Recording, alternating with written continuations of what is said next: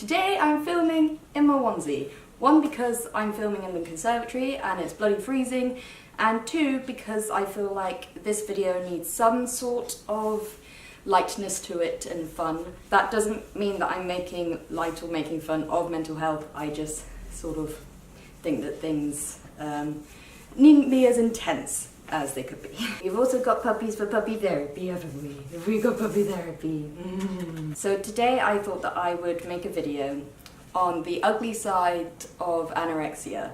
So sort of about the recovery, things that not many people talk about. Ernie, what have you done with my tissue? Again, the same as my other mental illness video, this isn't done for sympathy or attention, it's merely just to spread awareness. I also think that it's something that people might find a little bit embarrassing because naturally it's to do with your digestive system, but this is what I'm going to speak about today. If you're triggered by anything like this, please click away. So for someone that has had anorexia for a year, I have been back and forth from recovery, and it's not a nice thing to do or to put your body through because it messes up a lot of your insides. I'm sorry to say, it really does. But not many people realise this, and it's quite a big part, not just the illness itself, but the whole recovery. It's very difficult, like basically every form of recovery from all types of mental illness. So what happens when you don't eat for a long period of time and when your body gets used to not having food for a long time is basically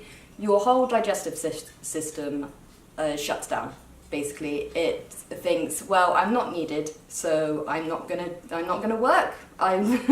You don't need me to do anything, so I'm gonna go to sleep for a while. The body will also go into survival mode, which I think this is the most common thing that people know about, because it'll think that it's in a place in the wild that's very scarce on food, and so it will reserve everything. Instead of doing basic repairs around the body, it will save all the nutrients it can just for doing everyday things like breathing and making your heart work. So you'll find that you might ache a little bit because your body isn't giving normal amounts of attention to everything else that it might normally pay attention to. Muscle loss will also happen because it will start taking things from other parts of the body. Hair is a big one. Hair will start falling out or breaking off, not growing very well. Nails will become very brittle. I'm not saying that in like a you should feel guilty sort of way, because we can't help it. Your stomach will also shrink because, again, like the digestive system, it's not used to having food in it, and so why is there any need for it to be bigger? You'll also find yourself thinking about food all the time. You were probably thinking about food all the time anyway. Here, your body will constantly be trying to get you to find food, and it becomes more difficult to not eat. You'll probably find that you have energy, which is a weird thing because most people would think that you don't have any energy because you haven't got food. That's initially what happens, but when you haven't had food for a prolonged amount of time, you will have sudden bursts of energy, and that's your body saying, right, come on, let's go and find some food, let's go and forage some berries, let's go and catch a fish, anything that we can. So this is starting the recovery process now. Eat very small portions, but very regularly throughout the day. And this is because, like I said, your stomach has shrunk, so you'll feel very, very full extremely quickly. You've got to wake your digestive system up. So, initially, when you start eating the first bits of food, it will be very, very painful. And this isn't to put anyone off, this is the honest truth, this is what happens. From my experience and from reading other people's stories, and it is difficult, but if you want to do it, you've got to do it for yourself, and you can get through it, because if you've been through all the shit beforehand, you can get through this bit. You will be very, very, very bloated, extremely bloated, to the point where it causes tummy ache because your stomach's full of this food, so it's just sort of sat there while it tries to work out what it's got to do with this food. Sometimes it causes IBS. I know that I've actually given myself IBS, or the anorexia has given me IBS, because my bowels have been so all over the place due to being in recovery, then relapsing, being in recovery, relapsing. So it's all over the place. So if you're not constipated already from not eating anything, you will be now. It's trying to use every scrap that it needs to, so there's hardly any waste at all. There's a lot of nausea, just because I'm not too sure on this, someone might have to clarify, but I'm pretty sure that it's to do with the fact that your body's not too sure if it wants this or not, because it's such a big shock. There will also be some sort of psychological thing here to do with the eating disorder, where it's like, oh, you have the food, you need to get rid of it because you fucked up.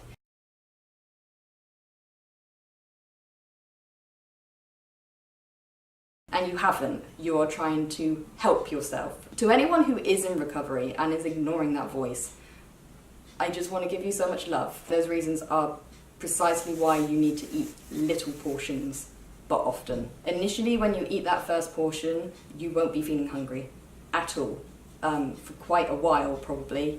Mine usually lasts about a week or so. You just won't feel hungry, but you need to push through that and try and eat, again, little and often throughout the day. Don't have breakfast, lunch, dinner, just eat as and when.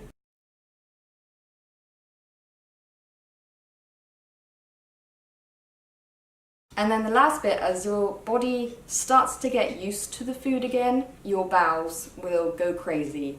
You'll probably go from being constipated to having really bad diarrhea, just because it's not necessarily wanting to get rid of everything. Could be the fact that like you haven't been able to empty your bowels properly, and so it's like, I know what to do here. It's just trying to figure things out, exactly the same as you're trying to figure things out. Be kind to yourself, because this isn't your fault.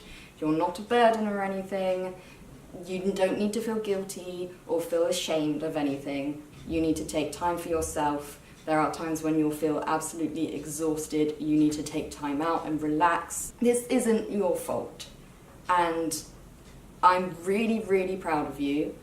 If you're thinking of recovery, if you're in recovery, if you've completed recovery, whatever stage you're at, I'm really proud of you. If you relapse, don't be hard on yourself, because it's not fully in your control.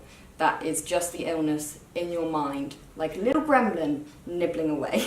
Don't hate yourself or anything, because it's the fact that you tried to do it. Thank you very, very, very much for watching, everyone. I hope that this has helped someone, or just spread awareness to the community. Feel free to message me or DM me or anything if you're experiencing similar problems like this, or if you would like just some support. My Twitter and Instagram, everything are in the description below. I would be very, very happy to help and support anyone that's going through this. Also, I'd like to say welcome to anyone new that has come over from Twitter.